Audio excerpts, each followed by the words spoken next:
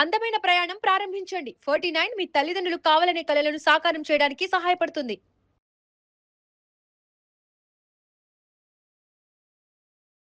Sir నమస్తే sir. నమస్తే అండి. సార్ ఈ బీపీ నాడి చెక్ చేస్తూ ఇవంతా చెక్ చేస్తున్నప్పుడు మనకి 70 ఉంటే లో ఉన్నట్టు, 60 సంథింగ్ అని, కొంచెం ఎక్కువగా ఉంటే ప్రీ అని, అండ్ 160 అబోవ్ దాటితే హై అని ఇలా చెప్తూ ఉంటారు సార్. బీపీ విషయానికి వచ్చేసరికి, మరీ ముఖ్యంగా మధుమేహం విషయానికి వచ్చేసరికి మనం చూసుకుంటాం సార్, 70 నుంచి 100 ఉంటే కనుక నార్మల్ ఫాస్టింగ్ బ్లడ్ షుగర్స్ అని, 100 నుంచి 126 అలా ఉంటే కనుక నార్మల్గా ఉంది, ప్రీ డయాబెటిక్ అంటూ ఉంటుంటారు. 129 దాటిందా డయాబెటిక్ వచ్చేసింది, మెడిసిన్స్ వాడండి, ఇలా చక్కెర స్థాయిలు మధుమేహ వ్యాధిగ్రస్తులకు సంబంధించి రకరకాలుగా వాల్యూస్ అయితే ఉన్నాయి కదా సార్.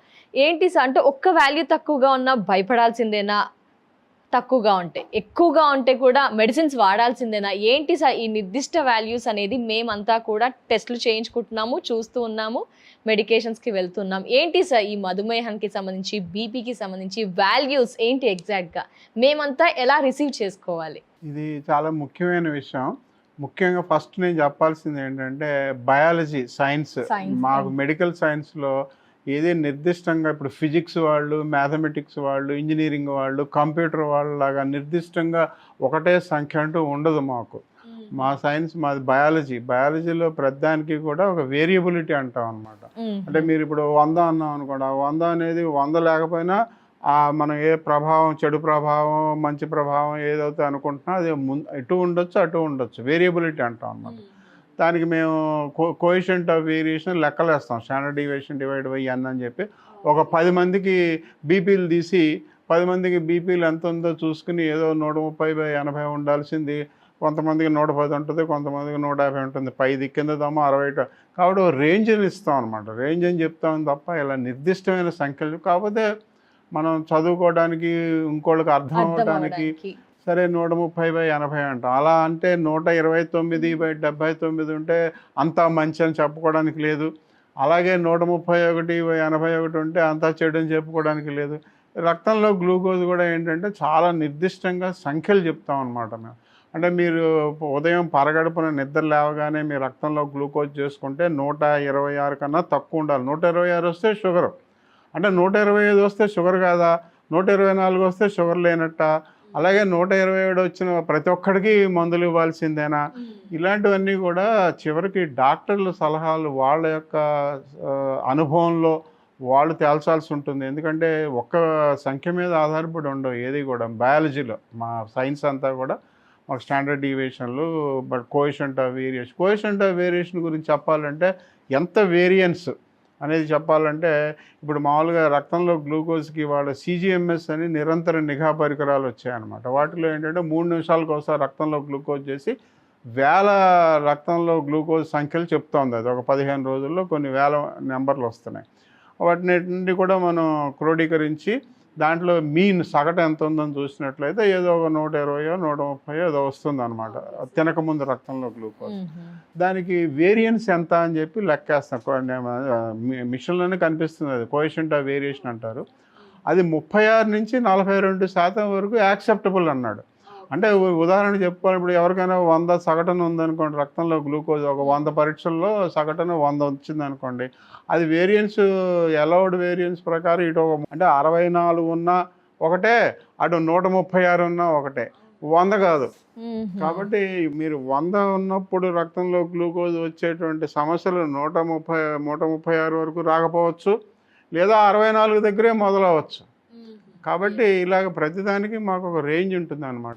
HbA1c ఏంటి సార్ 3 నెలల పాటు చక్కెర స్థాయిల్ని? ఈ మధ్య కాలంలో HbA1c మీద చాలా ప్రచారాలు నడుస్తున్నాయి.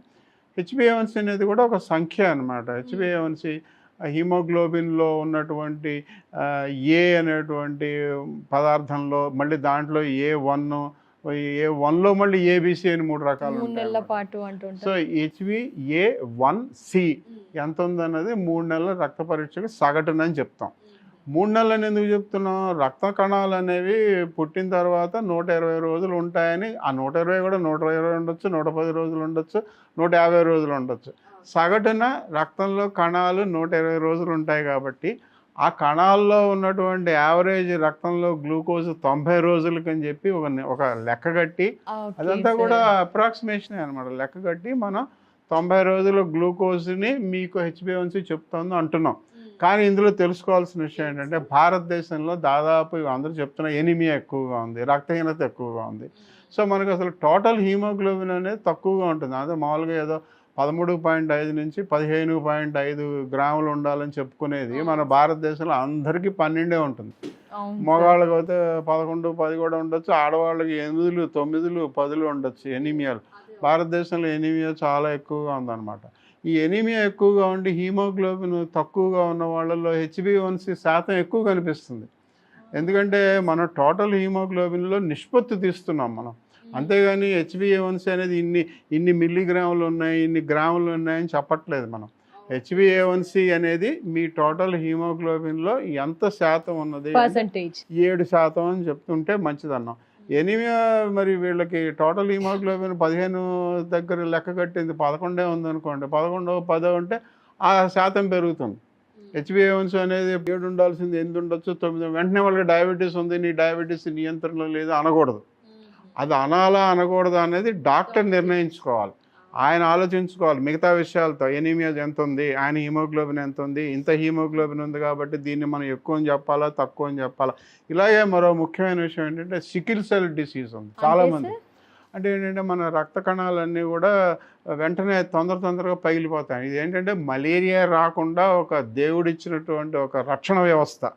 మలేరియా ఎక్కువగా ఉన్న ప్రాంతాల్లో sickle cell disease, sickle cell trait అని ఒక రక్షణ వ్యవస్థ ఉంది. ఆ రక్షణ వ్యవస్థ ఏం చేస్తుందంటే ఏదైనా దోమ కొట్టగానే వెంటనే అక్కడ ఉన్నటువంటి రక్త కణాల్లోకి ఆ మలేరియా వెళ్లకుండా ఆ రక్త కణమే చచ్చిపోతున్నాను, పగిలిపోతుంది. ఇది ఒక రకంగా ఒక దాంట్లో నష్టాలు ఉంటాయి, కానీ ఒక రకంగా దేవుడిచ్చిన రక్షణ వ్యవస్థ sickle cell disease. Sickle cell డిసీజ్లో మిగతా అన్ని రక్త కణాలలాగా 120 రోజులు ఉండవు. ఈ రక్త కణాలన్నీ కూడా 70 రోజులకి పెరిగిపోవచ్చు, 90 రోజులకి బ్రేక్ అయిపోవచ్చు. కాబట్టి యావరేజ్ సగటున 90 రోజుల రక్తంలో గ్లూకోజ్ని HbA1c చెప్పుతోంది అన్నది sickle cell disease, sickle cell trait మన భారతదేశంలో, మన ఆంధ్రదేశంలోను, తెలంగాణ రాష్ట్రంలోనూ ఎక్కువగా ఉంది. కాబట్టి అది కూడా ఇప్పుడు అక్కడ సికిల్ సెల్ డిసీజ్ మరి ఉన్న వాళ్ళకి 90 రోజులకి యావరేజ్ రక్తంలో గ్లూకోజ్ అలా చెప్తాం, అది కనిపించేది మీకు 45 రోజులు యావరేజే కనిపిస్తాం, తక్కువ కనిపిస్తూ ఉంటుంది. కాబట్టి HbA1c తక్కువగా ఉన్నంత మాత్రాన వాళ్ళు నియంత్రణలో ఉన్నారని చెప్పుకోవడానికి లేదు. కాబట్టి వాళ్ళకి అసలు సికిల్ సెల్ డిసీజ్ ఉందా. ఇదే కాకుండా హీమోగ్లోబిన్ D అని, అంటే పంజాబ్ హీమోగ్లోబిన్ అని, హీమోగ్లోబిన్ S అని, హీమోగ్లోబిన్ C అని, ఇలా ఎన్నో రకాల హీమోగ్లోబినోపతీస్ మన భారతదేశంలో ఎక్కువగా ఉంటాయి. ఇవన్నీ దీనివల్ల ఏమవుతుందంటే మనం ఒక నిర్దిష్టంగా ఒక సంఖ్య తీసుకుని HbA1c 7 ఉంటే మీకు డయాబెటీస్ నియంత్రణలో ఉన్నట్టు. అసలు ఉండాల్సిన HbA1c 5.7 నుంచి 6.5 ఉండాలి, 6.4 ఉంటే మంచిది, 6.5 ఉంటే మంచిది కాదు అని ఇలా చెప్తాం. 5.7 to 6 మధ్యలో ఉంటే ఈ మధ్య ముందస్తు మధుమేహం అని దాన్ని కూడా వదలకుండా దానికి కూడా ఏదో ట్రీట్మెంట్ ఇవ్వాల్సిందే, మరి ఆహార వ్యాయామ నియమాలు, మందులు ఇవ్వాల్సిందని చెప్పుకుంటున్నాం. ఈ మధ్యకాలంలో మనకి డిప్సీ అని చెప్పి మన ప్రెగ్నెన్సీ గర్భవతుల్లో HbA1c అనేది 5.7, 6.5 మధ్యలో ఉంటే తప్పని చెప్పుకున్నాం ఎంతకాలం. ఇప్పుడు 5.7 కన్నా తక్కువ అంటే HbA1c 5.3 ఉన్నా కూడా తప్పే. ఇప్పుడు ఆ నెంబర్లు కూడా మారుస్తారు అన్నమాట, సంఖ్యలు. ఎందుకంటే HbA1c అనేది భారతదేశంలో 5.7 అనేది ఎక్కువ కింద లెక్క అనమాట. కాబట్టి ఈ నెంబర్లన్నీ కూడా ఏంటంటే డాక్టర్లు అది నిజంగా ఎక్కువ ఉందా, నిజంగా తక్కువ ఉందా అన్నది డాక్టర్లు వాళ్ళకు వేరే విషయాలన్నింటినీ కూలంకషంగా చూసి ఆ కోణంలో చూసి ఇది కరెక్టా కాదు అనేది తేల్చుకోవాలి. ఇలా అన్ని రక్త పరీక్షలు, మీరు పల్స్, బీపీ చూసుకున్నా అంతే, టెంపరేచర్ అందరూ 98.4 degrees ఉండాలనేది ఏం లెక్కేం లేదు. 99 ఉండొచ్చు, 97 ఉండొచ్చు. అందుకని డాక్టర్లు వాళ్ళ సొంత అనుభవంలో వాళ్ళు ఇందులో నిర్ణయం తీసుకుంటే మంచిదండి.